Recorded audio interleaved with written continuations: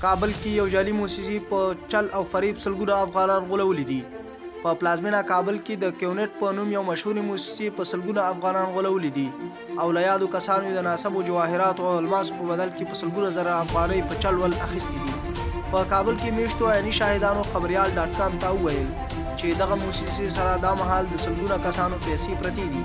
چې په دې توګه خلک غولوي او وایي چې په بدل کې به یې ګران بیه الماس او نور جواهرات ورکړي. او هغه ګران بیه نه بلکې تر ټولو ارزان بیه او ناسم جواهرات دي. کیونټ چې په نړیواله سطحه یو معتبره کمپنۍ بلل کیږي او پراخ فعالیتونه لري او په کابل کې له دغې نوم و استفادې جوړه شوې ده چې جعلي موسسه خلک غولوي او نغدي پیسې ترې یوې او بله بانه اخلي. په غولول شویو کسانو کې یو هم د محمد غوث الدین په نوم دی چې هغه خبريال ډاټ کام ته له یادې موسسې سخت شکایت وکړ. نوموړی وایي اړوند موسسې ترې په چل اول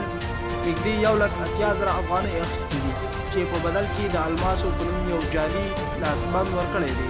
او اوس په بازار کې نږدې 100 افغانۍ قیمت هم نه لري.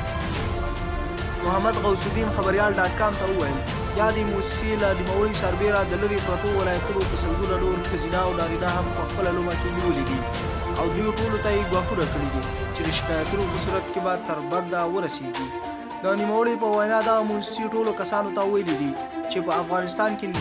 نږدې 80 څانګې لري چې پکې زرګونه کسان په دندو بوخت دي او په پلازمینه کابل کې بیا تر 15,000 کسانو پورې مشترکین لري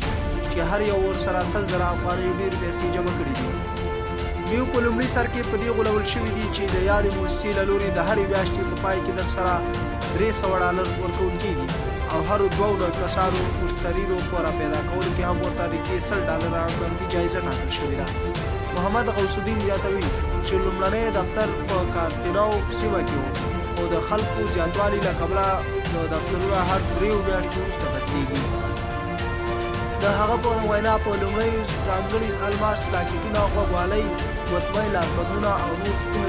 زرو الماسو او جواهراتو په نوم ورپېژني چې د پیسو جمع کېدو وروسته به یادو کسانو ته 2 برابره قیمتي جنس په واک کې ورکړل شي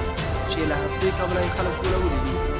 غوث زیاتوي چې یادې موسسې 2 ځل د کابل په امنیت قماندانۍ او اړوند نږدې حوزه کې دا مبارزه کړې ده خو لا هم امنیتي چارواکو چوپه خوله پاتې دي. نو محمد غوث الدین په وینا یادې موسسې ورته ګواښونه هم کړي دي چې ګواکې نور دې عریضې او حکومتي چارواکو سره د دې موضوع اړوند ناستې پاسې نه کړي تر نو تر بنده به ورسېږي. د سیمې خلک هم شکمن دي. دوی وایي دلته هر ورځ په لسګونه کسان د لرې پرتو سیمو او ولایتونو راځي او خپله ټوله پانګه په واک کې ورکوي څو 2 برابره الماس پرې لاسته کړي